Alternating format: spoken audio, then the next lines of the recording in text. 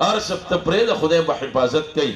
ما یې ولې نو ما ته یې وی چې دا تا سره 50-60 کسان د حفظ طالبان یو کلاس دې مولګو او دا 50-60 واړه ماشومان دا ټول ورځ د قرآن تلاوت کوي او د دې تلاوت سره کوم خیرونه او برکتونه را نازلیږي د هغې نه څه خبرې دونه تلاوت ته کولی شي.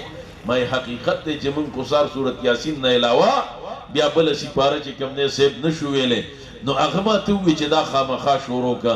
نو ما کله کله زه د حفظ کلاس لګېدلی دریم چت کې او د هغې د تلاوت هغه شور ښکته را روان وي زه سوچ ورته کوم ویم دا واړه واړه معصومه بچي دي د ګناهونو نه پاک بچي دي نابالغه دي او په دې معصومه خوله باندې لګیا دي د سار نه واله د ماښامه پورې د قرآن تلاوتونه کوي. الله به د دې اثرات خامخا ښکاره کوي. دا خو د ډېر لوی خیر او د برکت کار دی. نو په ایمان یې وایه نن په کور کې څوک تلاوت ته جوړیږي نه جوړیږي تلاوت نه طالب کولی شي نه مولا کولی شي ځکه یو سره موبایل جیب کې پروت دی چې سار را پاسي. دا زمونږه پخوا یو شاعر دلته یو میلاد کې به نظم وی وایي کینې په ډمامو او پاسې په ډمامو دا څنګه مسلمان یې چې سملې په ډمامو. اوس خو دغه ټولې دا خبرې دي. نو لہذا د فیسبوک د لاسه د موبایل د لاسه د قرآن تلاوت چا سره ټیم کم دی صاحب.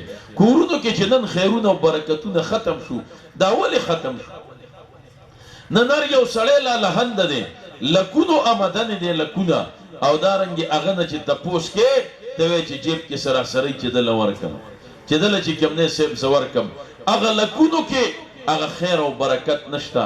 دا ولې نشته چې د کم سیز سره خیر او برکت براته هغه موږ د کور نه رخصت کړی دی. د قرآن تلاوت دا نه زنانه کوي او دا چې کوم دی صاحب نه نارینه کوي. لہذا په دې کور کې به خیر او برکت څنګه راشي؟ پخوا خو چې کلي کې به چېرته مشره زنانه وه په کور کې به مشره زنانه وه نو اسان وسي دا به د هغې نه راتو شوي وو او دارنګې سپارې به یې په لاس کې ورکړې وې او د درس یو حلقه به په کور کې لګېدلې وه. هغې سره به خیرونه او برکتونه. زموږ یو ډېر لوی عالم اول کال وفات شوی د دارالعلوم دیوبند مولانا سید احمد پالنپوري صاحب د 2 ودونه کړي او 12 بچي وو. د وی چې اول واده مې وکړ زه دارالعلوم دیوبند کې مدرسه وم خو ما د خپلې ښځې ته ټیم وویسته چې د دې دیني تعلیم او تربیت پکار دی. نه د دیني تعلیم او د تربیت سره سره ما دا خپله ښځه دا په خپل کور کې په خپله باندې دا ما د قرآن حافظه کړه او وی الحمدلله دا ډېره مضبوطه حافظه شوه. او بیا د بخاري شرحه کې د 5 یا 6 جلد کې خاتمه کې د هغې واقعه لیکلې او وفات شوې ده چې دا ډېره نیکه زنانه وه او دې د قرآن ډېر خدمت کړی دی. نو بیا یې ښکته لیکلي دي چې دې څه خدمات کړي دي. وایي ما چې دویم واده وکړه نو زما هغه دویمه ښځه چې دا د دې بنه وه دا دې د قرآن حافظه کړې ده او بیا زما د 12 بچو د هغې دا ښځې دا 12 واړه اندیان دي. دا وایي زما دقې مشرې بیبي په کور کې د قرآن حافظه نه. محترم عزیزانو دې سره په کور کې خیر او برکت به راځي. نن خو چې کوم دی محترم عزیزانو په کور کې بچي ته چې کوم دی صاحب کنځلې ورته ښیي او د دنیا دا خرافات دغه د قرآن تلاوتونه او دا خبرې کورونو کې ختم شوې. چې دا ختم شوې نو هر سړی لالهنده دی سره د لکونو ګینې ورشه دغه مشرانو نه تپوس وکئ موږ به اختر ته خوشحاله وو. ولې به خوشحالېدو چې سبا له اختر دی او که خیر د سارې به پراټه پخئ.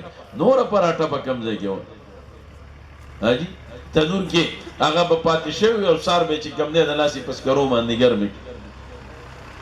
نو لہذا هغه مالي فراواني نه وه. یوه غټه کوټه به وه او ټول به پکې راغونډو څاروي هم پکې تړلي او اور به هم پکې بل و خلک به هم پکې ملاستودل. هغې کې سکون و هغه ژوند کې. نن ځان له بیډروم دی د هر یو نه واده کړی قسم بل ورور سره نه سملي. د هغه هم ځان له کمره ده او دارنګې د هغه ځان له واشروم دی او د دنیا پیزارونه د دنیا جوړې زمونږ المارو کې د کپړو ځای نه. محترم عزیزانو دا سهولیات رالل خو سکون او اطمینان کورونو کې نشته. دا خبرې ختمې شو. دا ولې ځکه دا سکون په ښه کپړو باندې نه دی دا ښه پیزار کې چې کوم دی صاحب نه دی او دا چې کوم دی په مالدارۍ کې نه دی بلکې الا بذکر الله تطمئن القلوب انا نحن نزلنا الذکر نو ذکر نه مراد قرآن دی او په دې قرآن بستا زړونو کې اطمینان او تسلی او پریشانی د دې نه هم الله بچ ساتي او تسلی به سکون به ژوند او زندګو کې